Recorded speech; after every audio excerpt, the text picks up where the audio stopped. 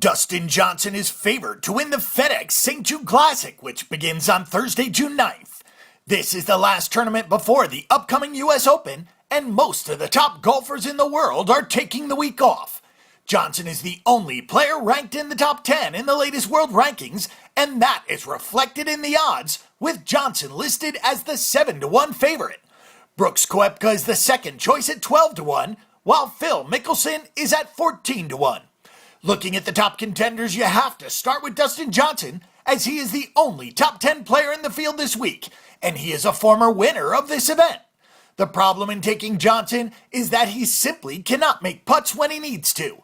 Perhaps it won't matter this week, but he is still a risky pick. Brooks Koepka played well at the Byron Nelson and nearly won before losing in a playoff to Sergio Garcia. He has finished in the top 20 in his last two appearances at TPC Southwind.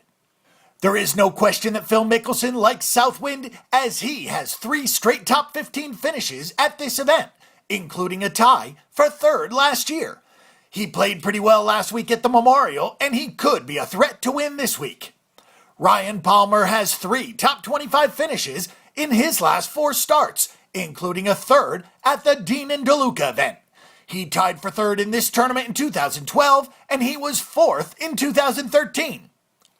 Gary Woodland played well last week at the Memorial as well, and he did finish in the top 20 in this event 3 years ago.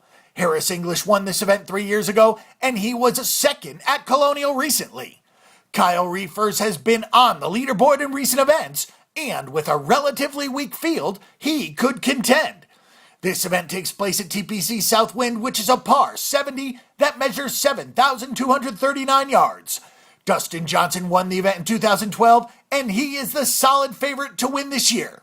Last year it was Fabian Gomez shooting a 4 under 66 on the final day to get the win over Greg Owen, with Phil Mickelson tying for third place.